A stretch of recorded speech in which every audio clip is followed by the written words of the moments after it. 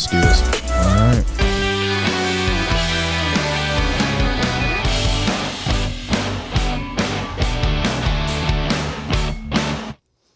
You got to do a fade out. Is this what this is? Yes.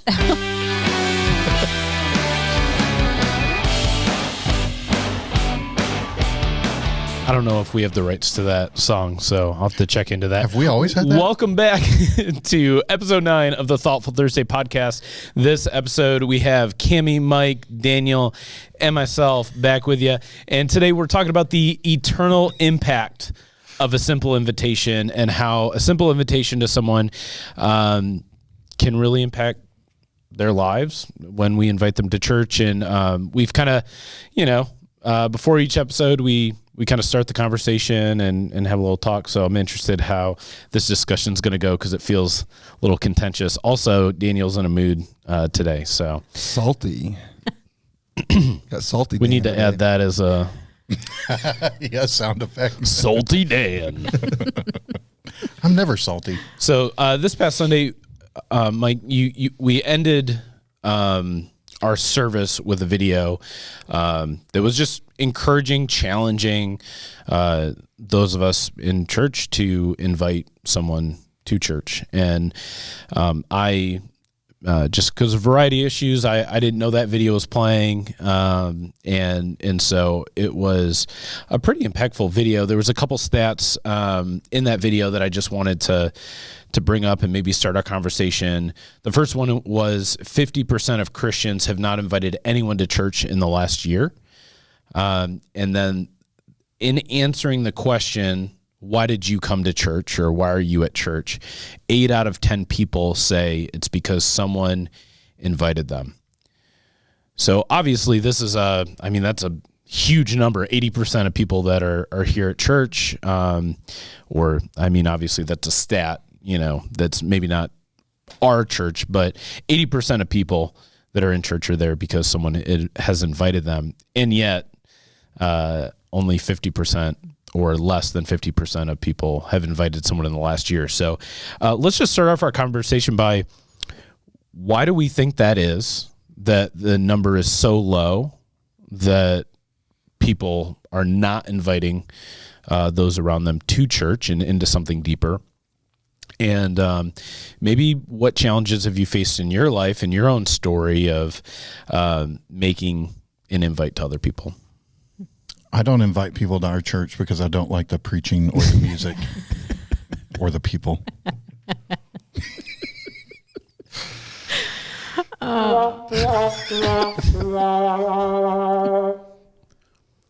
Just kidding.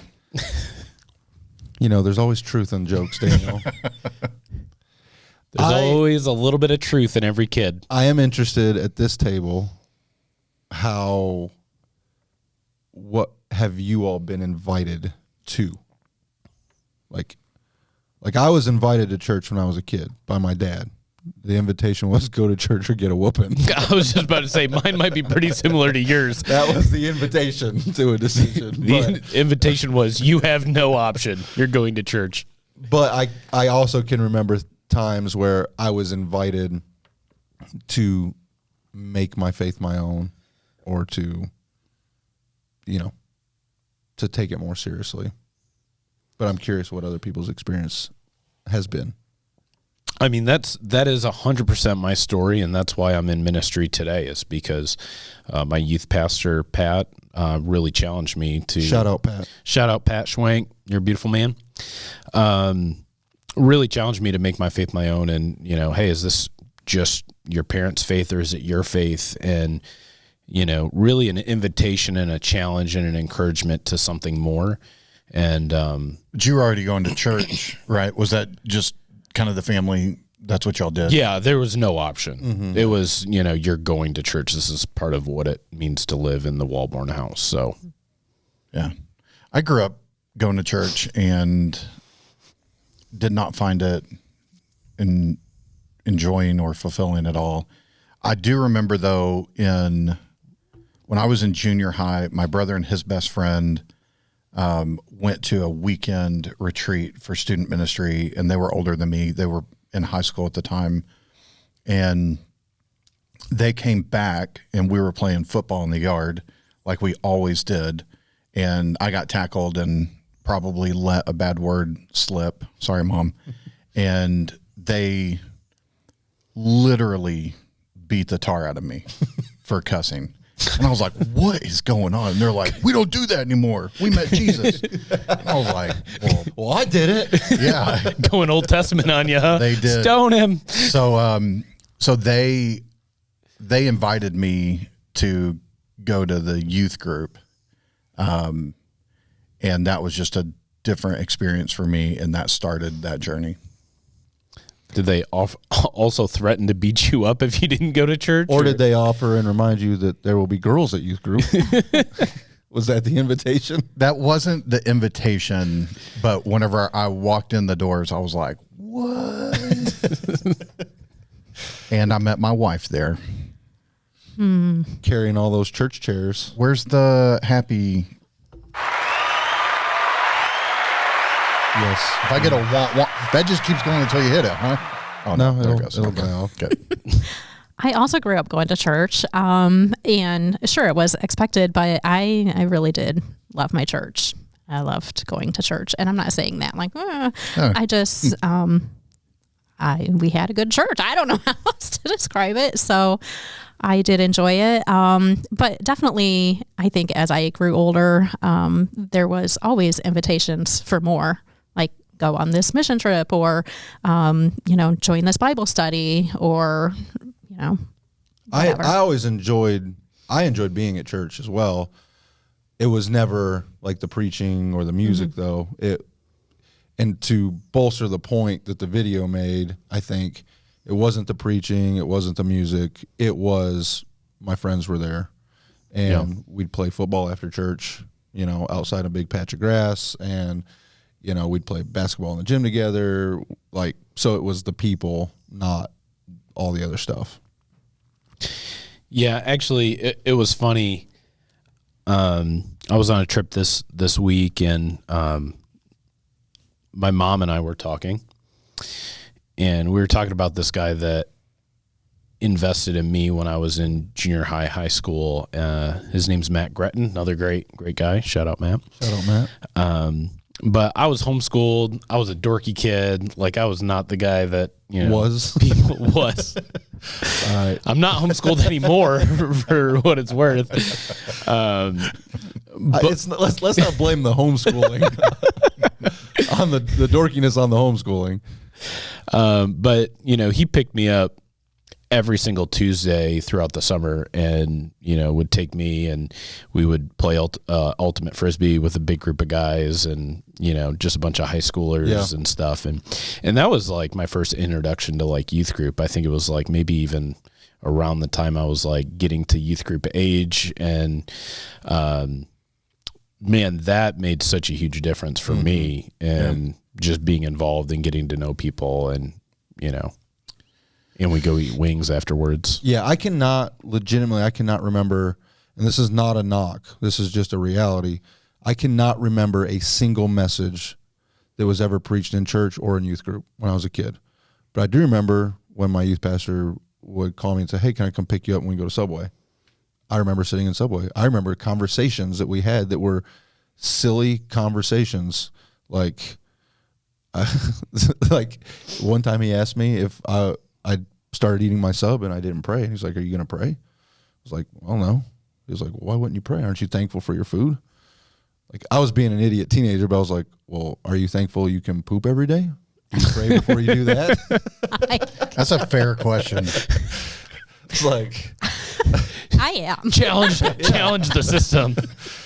and he just smiled and love looked at me pooping. like, you're such an idiot and I want to smack you. And he probably should have, but I remember that, but I don't remember a message. I remember the fact that he didn't smack me, but I probably deserved it. The message of grace. The message of grace. I was sarcastic then too, so I come by this honestly. Just because you did it earlier in life and still do it doesn't mean you come by it honestly. Whatever, I don't know what that means. Going back to your original question, Yeah, sorry.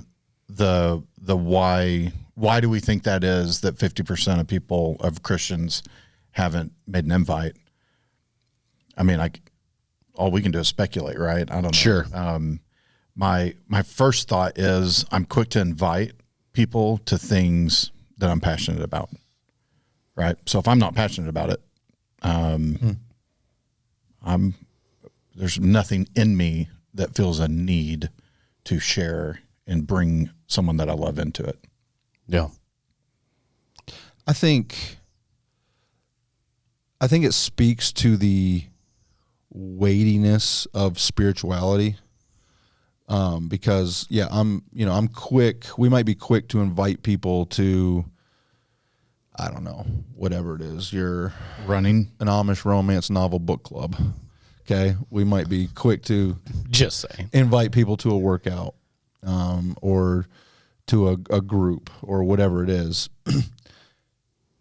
There's a weightiness to spirituality, I think. And I don't know if people would say this out loud, but it's like, man, I am hesitant to invite somebody to this because this seems to maybe matter a whole lot more than these other things.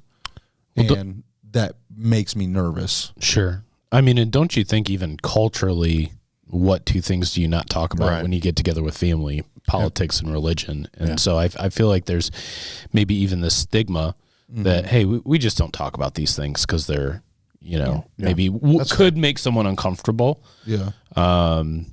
Or it could even make you uncomfortable, which is maybe less fair.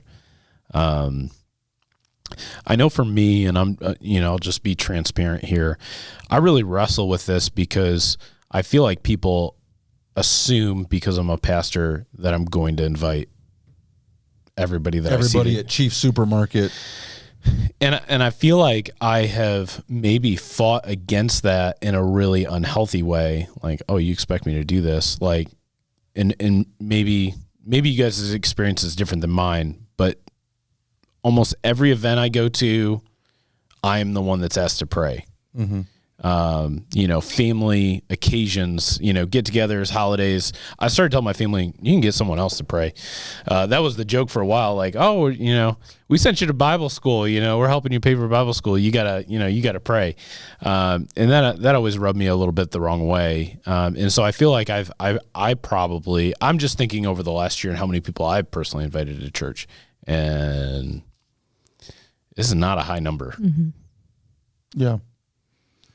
Yeah, I think there's definitely a fear we don't invite people to church or just initiate a conversation about spirituality or God or whatnot because we are afraid of rejection, or we don't want to have that awkward conversation. Yep. Or maybe we don't want to offend them. Like when we're inviting into something like that, I think the first reaction people may think, well, oh, so you think I'm just a sinner and my life is horrible and I need... Well, yes, we all are. The answer is yes. Yeah. So I think just getting over that fear, which for me, that means that I'm full of myself. My eyes are just all on myself. And we are forgetting that, the Holy Spirit lives in us and gives us that boldness and power and will speak through us. So that's my problem. But also, we're, speaking of working at the church, I use it as an excuse because I'm like, well, I can't meet them at the door. I can't sit with them in service because I'm, busy in the kids' campus or whatever. It's just an excuse. Yeah. Yeah. Mine is similar to yours, well, to both of yours in the foundational aspect that I'm a pastor, but it's more so not because people expect me to, so I'm not going to do something because you just expect me to. But there's even times I'm hesitant, and I'll admit this, when a conversation gets to the place when someone's like, oh, what do you do for a living? I'm like, oh, here we go.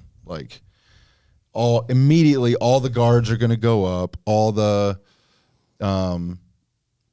because, and that's not a false assumption because I have seen it happen in very awkward ways. I mean, I did a kayaking tour, and the tour guide, Bunny, was like my best friend. We're telling jokes. He's paddling next to me for 30 minutes, and then he's like, oh, what do you do? I'm a pastor.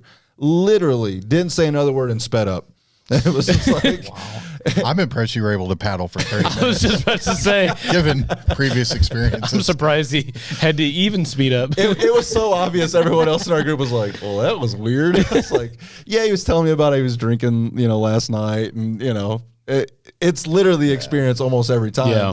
So it's not because That's tough. other church people expect me as the pastor to do it, but because once they find out I'm a pastor, they're like, oh, of course he's going to invite me to church. Like, Yeah.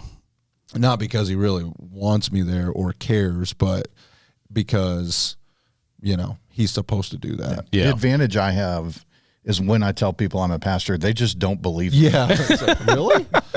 Really? No. Huh. Weird. Is that some biker church?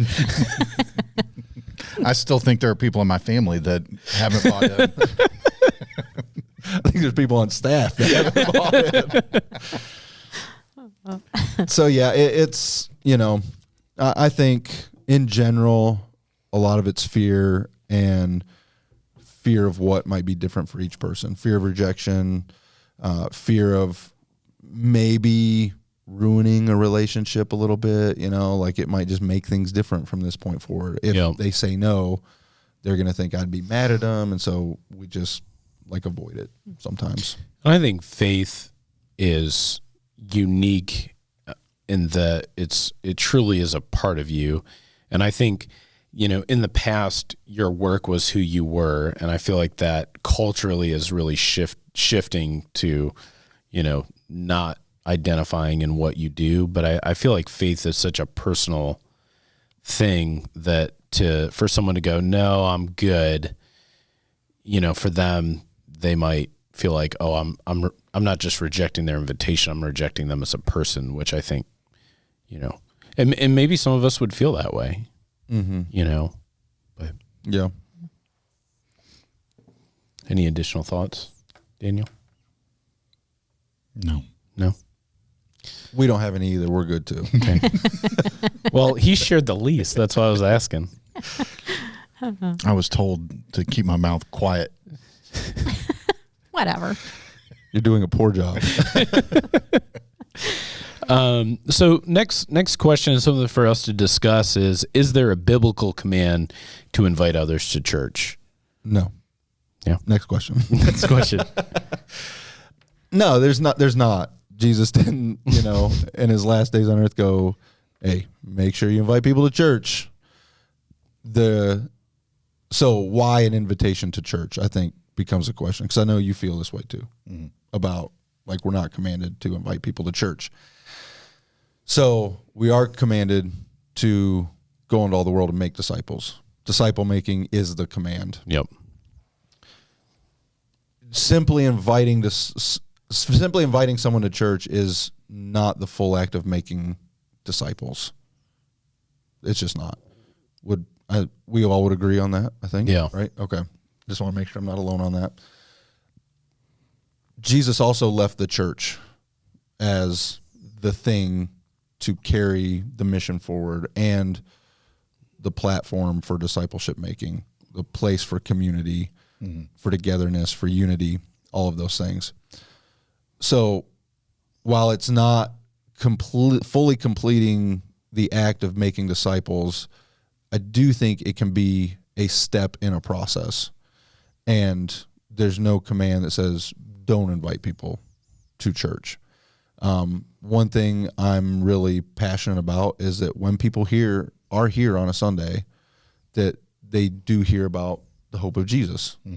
So when you invite somebody to come to, you're inviting somebody to a family event is what you're doing. And that's always meaningful. Yeah.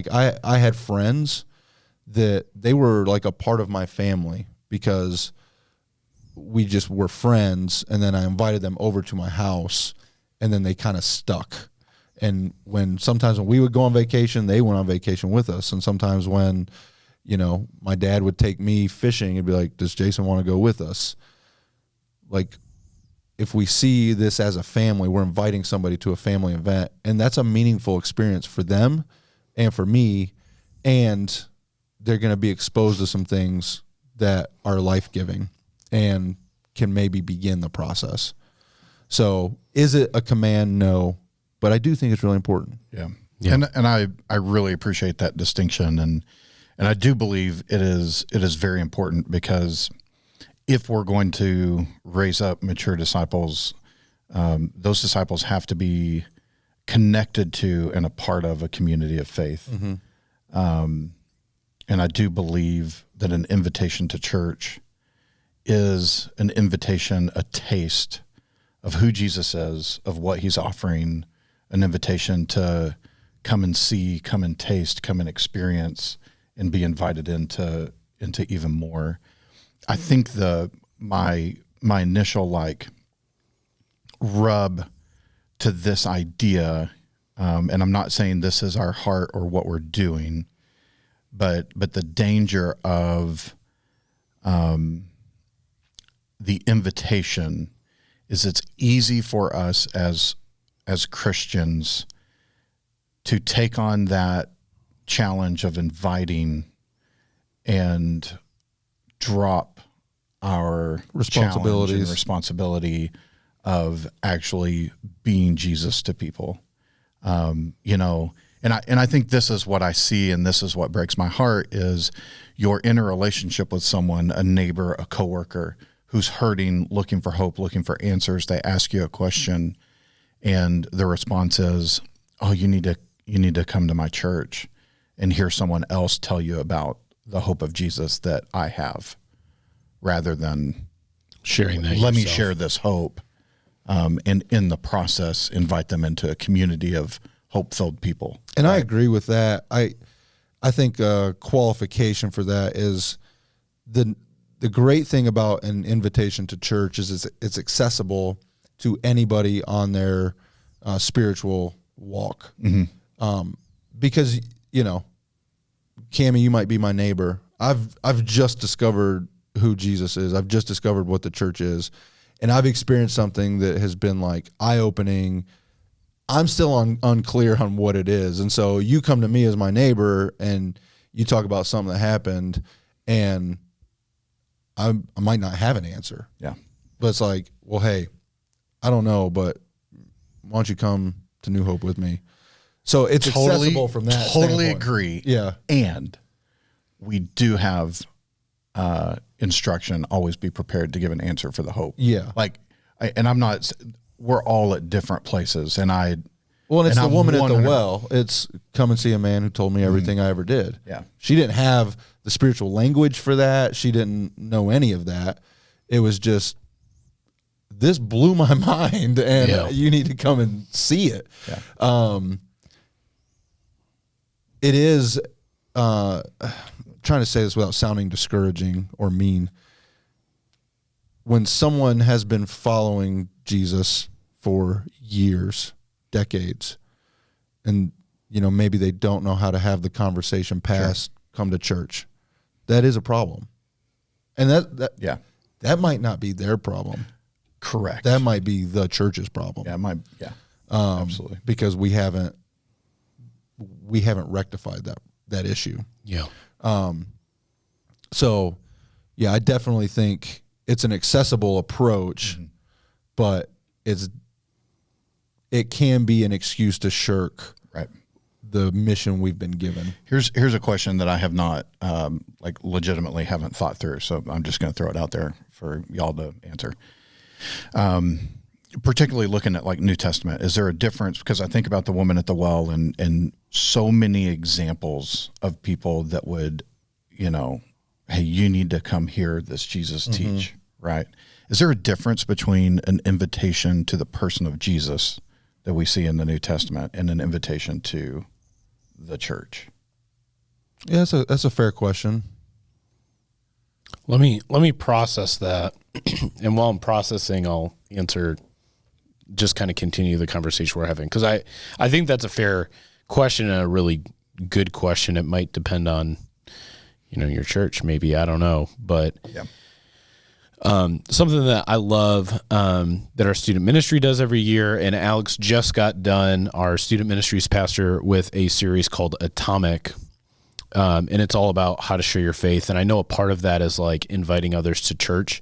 But I love that he just got done walking our students through, hey, what does it look like to, share your faith in a meaningful way, to know your story in a meaningful way, and being able to articulate that. Because I do think the danger of making the invitation the thing is that is the pinnacle of your faith in evangelism and sharing your faith, is that inviting someone to church is the thing. And it's not the thing. It shouldn't be the thing. It is an incredibly important step and a life-changing step. I mean, 80% of people say, yeah, I'm at church because of an invitation. It is a life-changing step, but it can't be the pinnacle. And I think knowing your story, knowing your faith journey is such a huge part of that. And if we don't take time to really sit down and know that, to think through that, to write it out, because I feel like that is, inviting someone to church, how that's done can look probably 50 different ways, but I think the most impactful one is sharing how has the person of Christ impacted me. Hey, I want to invite you into something, and I'm only inviting you because of how it's impacted my life. Yeah. And there's a story behind this invitation. Mm-hmm. And I don't know, when you were talking about inviting someone into a family thing, like it just made me think how many people have seen, hey, maybe there's something different about you. I hear you talking about, this family, this church family that you have, and I see you doing these things, and they are waiting for you to invite them in, and we haven't, and they're like, I guess they just don't want me to be a part of it. Yeah. Like, I just was thinking about that when you were talking about, like, oh, I would love to be invited into someone's family and hang out and do all those things. So I don't know why we just first assume that they wouldn't want to be. I mean, I just think that's our first assumption, but anyway. Yeah, saying no for other people. Mm-hmm. Yeah. And just thinking about, like, it's God's will that all nations, all people hear about Jesus and are redeemed through his grace. And that's our mission. Like, that's what his will is for our life, is to tell people about that. And so it's something that we get to do. It's awesome that we get to, I don't know, share that. I was just thinking of one example. I used to work at a factory, 7 years ago. And I was like, oh my goodness, this is such a huge mission field. I did not have to go to Africa to have a mission field. But I was working with this one guy, and honestly, his parents went here to church for years. And so I know that he also came here, but he was telling me that he was a atheist, doesn't believe that, there is a God. And so one day I had an opportunity to share, and I didn't. And I was heartbroken that night. I was like, oh my goodness. So I woke up the next day. I'm like, God, please give me a second chance. So I was just praying. And so I think there's something to asking the Holy Spirit each day, okay, help me to see the opportunity, and then to give me that boldness. So that night we ended up working on the same press line, which we usually never did. And he asked a question again. And for 2 hours, some people probably thought we were debating, but we were just sharing. He was sharing his faith, I was sharing mine, and we just talked about it for 2 hours. And all the other 6 people working on that line heard it. Like, it was, everyone was like, oh my goodness, what is happening? So I don't know. I didn't ask him to come to church because that invitation had been in his life for most of his growing up years. And I don't know if it made a difference or whatever. But the next day he was like, we were talking about coffee, and he's like, God only made one beverage, water. And I was like, but you don't believe God exists. So how can he have made water? He just wanted to argue. Yeah. And he just laughed. So I don't know. I don't know why I told that story, other than pray for the opportunities and then take them. Yeah. And you may not see any fruit from it, but. Going back to Daniel's question, Cammie, you have any thoughts on that? She doesn't remember the question. You're going to have to repeat the question. Is inviting someone to experience Jesus the same thing as inviting them to church? Yeah. Was that it? Yeah. It's fair. I agree. I think it's how the church is. There are some churches that Jesus is not in. Ouch. I think we talked about that. Yeah. Revelation 3. Mm-hmm. Yeah. Yeah. When we talk about, and again, I am just spewing here, so Yeah. That's I fair. may say something I don't agree with in a week. I just want to clarify that. Sound like me every single podcast episode. I may not agree with what I'm about to say. If we are filled with the Holy Spirit, we should be a reflection of that. So when we invite them to the family event, they should see that. I think in essence, we are inviting them to experience Jesus. And, there are certain things in my family that were Elkins don't do this and Elkins do this. Elkins are always on time. On time is early. Mm-hmm. That was an Elkins thing. Elkins will do the hard work. We had these, my dad had these things. And my friends began to understand those as well because they were just around my family. Yeah. It was, why are we leaving now? And, well, I don't know, because we get everywhere 20 minutes early. Like, that's what we do. Man after my own heart. So I think if living filled with the Holy Spirit, when we invite people to our community, we are inviting them to experience Jesus, I think. Yeah. But I also think people can experience Jesus outside of the walls of the church. Well, yeah. I hope so. Yeah, they better. Yeah. Yeah, sometimes that rule is super annoying.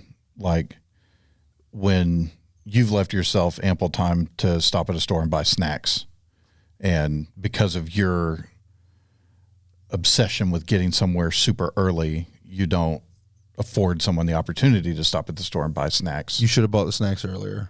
Should have We been had prepared for plenty that of moment. time, plenty of time, and I could have gone in with something better than a frozen pizza out of my freezer. Mom and dad are fighting. I was thinking, are we the parents and they're the kids? I don't know. Mikey, Danny, stop. It's your last warning. I'm sorry I didn't let you get something better than frozen pizza. That pizza ended up being good, though. I love was frozen good. pizza. I did too. It was actually a really good one. What's wrong with that? Well, we could let today's sponsor be Detroit. Well, never mind. Detroit Now- something pizza. Totino's. I Is will that how you also say it? say The Fernihoughs are the antithesis Yeah. of the If you're a Elkins Fernihough, you're to late. be on time. in this try and family, squeeze we in. will show up 10 minutes late. We try and squeeze in everything possible before we have to leave. It's incredible.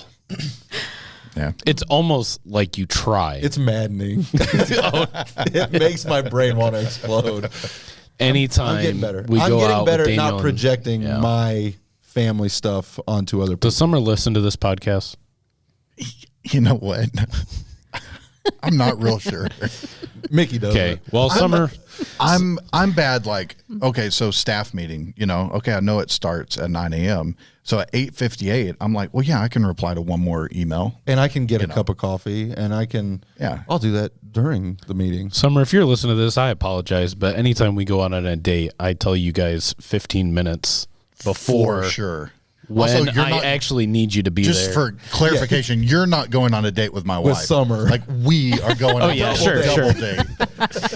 Just to clarify. I didn't even think It's about not it that kind way. of church. I'm so pure-hearted. I also think going back to the people can experience, God outside of the church. People will also use that as an excuse to go, well, I don't need the church. Right. The woods are my church, or whatever it is. And I'm just like, yeah, you're wrong. Like I'm glad you experience God in that way, For sure. but we are commanded to gather and to experience community and unity, and it's not an out. Yeah. That has nothing to do with this. That is a total side note. But That's fair. Well, let's maybe close by answering this question. And I don't have anything prepared for it, so we can just talk about it. Hopefully, Cammie, you do. I think she already addressed it. I do. Just a little bit. Did she? Yeah. So how do you prepare to invite someone to church? Would you like to repeat? Yeah. Well, If someone missed it. I used to work in a factory. I prayed and asked the Holy Spirit. So one thing is, in very practical terms, think of 3 people that you know that do not know Jesus or are not involved in gathering as a church, and think about, just pray, okay, how can I invest in their life? And then I think before you invite them to church, you should invite them to coffee or invite them into your life in a different way first. And it doesn't have to be difficult. Just, hey, you want to get coffee? And then, hey, Easter's coming up. You want to come to church, or whatever that looks like. But so just to be very practical. Yeah, to be very clear, we are not asking you to go, well, my neighbor goes to this church. I think he'd like ours. I'm glad you're talking about this. Yeah, Like, hey, you should try our church. It's not what we're about. Yeah. Not what we're doing. We want to see the church grow. Yeah. And someone coming from another church is not church growth. It's lateral church movement. Mm-hmm. And we want to see the unchurched and those that don't have the hope of Jesus. And that's what experience is- We want to that. see the kingdom expand. Yeah, No, that's what's absolutely great not. about the church is it's expressed differently and looks differently. And some people, they connect with this, with this body and this style and this demographic. And, I've had people who have messaged me like apologetically about like, hey, I'm going here now, which by the way, rarely happens. Like kudos. Like I legitimately, I hope that you just fall in love with it there and that your community is strong and all those things. So clearly stating that's not what we're looking for. I kind of equate it to this, and maybe this analogy falls apart because they all kind of do at some point, but I didn't go up to my wife and just go, hey, would you marry me? Like there were a lot of invitations before that invitation.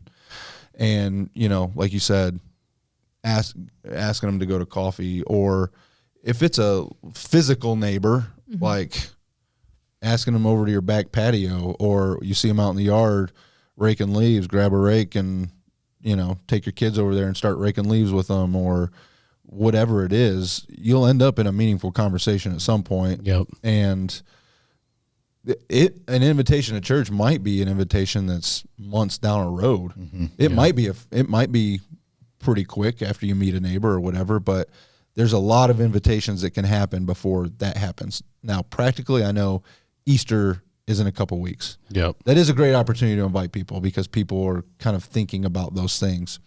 So I would say, in specifically to this, how can we prepare to invite someone to church for Easter here? Who have you already been investing in and have a relationship with? Think about those people. Like you said, 3 people, even if it's one person, you have a neighbor that you've been just helping out, and just go make the invitation. That's and great. Guidance That's really through good. the Holy Spirit. And Daniel, I'm glad that you actually clarified that, even the wording of kingdom versus church, because when I say church, I'm thinking of the church, not our church. Yeah.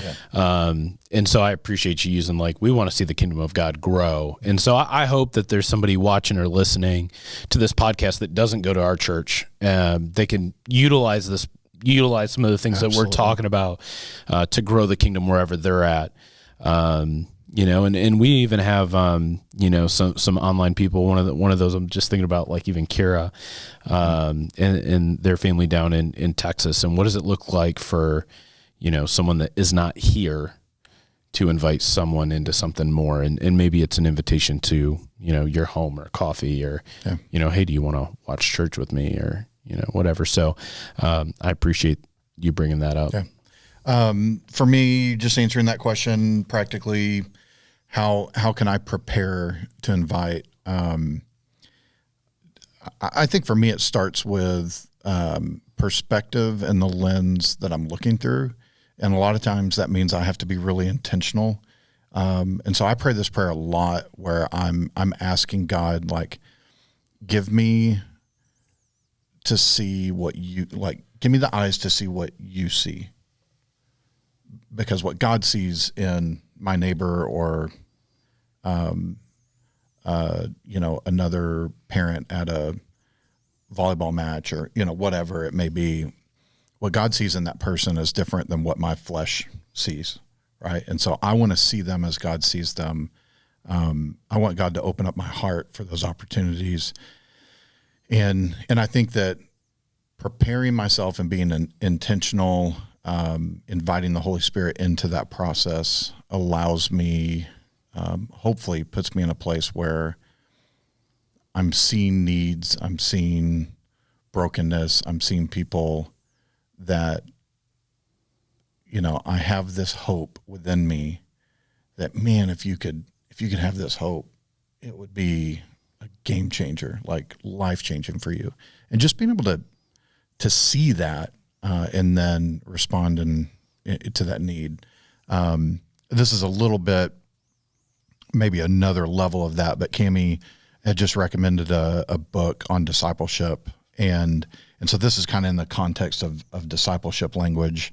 But it starts with an invitation, but, he was talking about like seeing this 20-year-old kid who's far from Jesus, and far from the church, and looking at him and going, if God's calling that kid to be the next lead pastor of this church, what needs to happen? What's step one? Reverse engineering. Yeah, in order for him to get to that place. And I think just having that mindset and perspective of, man, God could do something so amazing and reach so many people through that person. What does it look like for me to start that process, or at least join in and be a part of that process? Mm-hmm. I think just to summarize, I'm not going to add anything. I think that we've said a lot of great things. The common thread through it all, especially that last thing, that was gold. The common thread through it all, I feel like, is intentionality. Mm-hmm. And I even wonder if this, 50% of Christians have not invited anyone to church in the last year. I wonder if that is due to just a lack of intentionality and not a heart of, I don't want to invite anybody. I don't want anyone to experience what I'm experiencing. I don't feel like, from my perspective, that it would come from a heart of, that malicious, like, yeah, I agree. I don't want anyone in on my thing.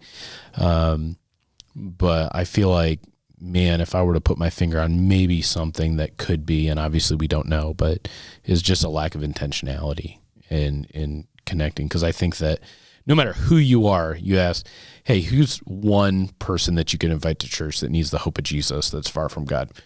I would be blown away if every single person asked couldn't figure out one person, a grumpy neighbor, a hard to work with coworker, whatever it is, or, a family member that you love and care about, or a lost friend, wayward soul. What if a person you work with is in your office and they are grumpy? Is that considered a grumpy neighbor that you work with?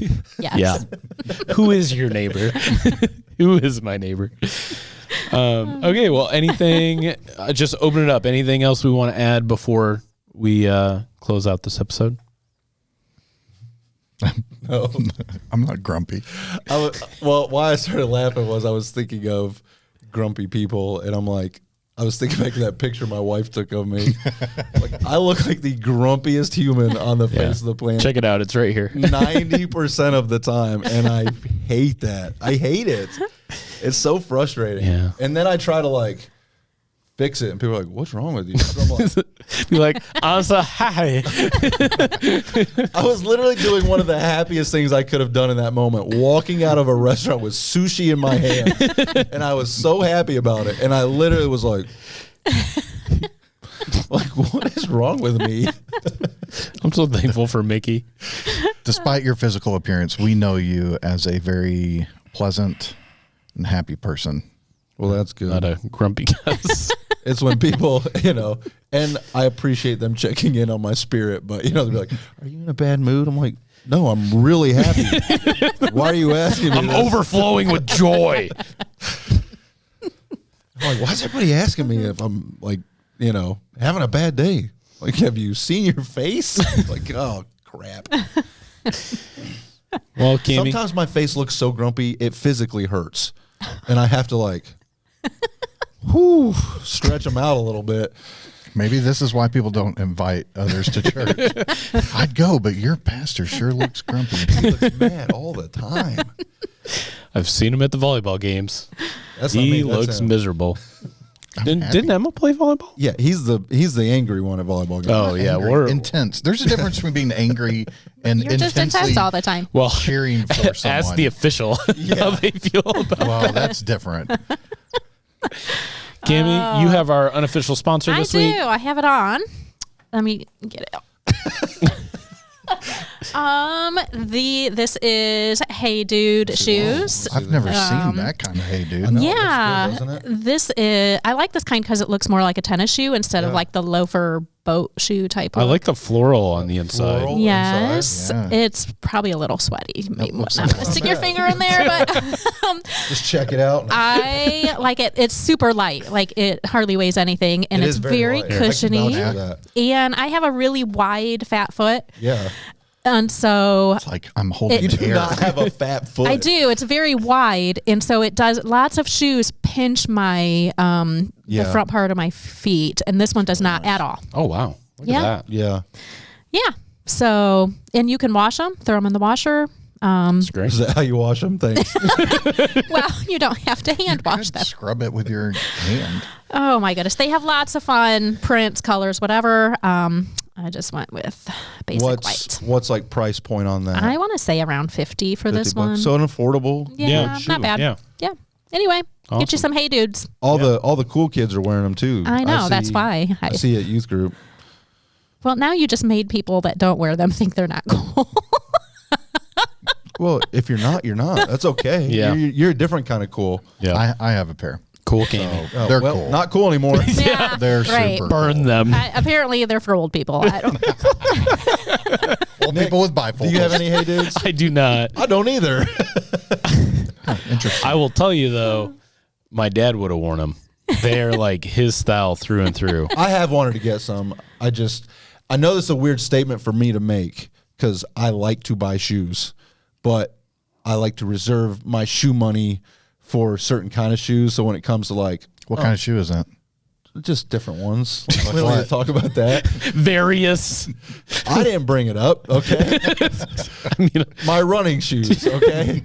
They're not cheap. So when I'm like, well, I'm not going to buy a $50 pair of lounge shoes when I can keep rocking what I have. But I have wanted a pair. Yep. Go get you some. Size Wow, 12. that seemed like Size 12. That's what I was waiting for that to drop. No joke. If anyone out there buys him shoes, I'm going to be so mad. Me too, because this was my recommendation, and you're hijacking it. Maybe a gift card to Hey Dudes. Anything. I'm just promoting your recommendation. It's good. You're being weaselly right now. I'm you not need being to, You need to weaselly. pump the brakes. Not being weaselly. Well, thank you, all. Cammie, for our unofficial sponsor. This episode is not sponsored by Hey Dudes, but they are unofficially. But if they want to, we'd listen. Till next episode, we hope you guys have a great week, couple weeks, and we'll see you soon. Have a great week in the Lord. We'll see you soon.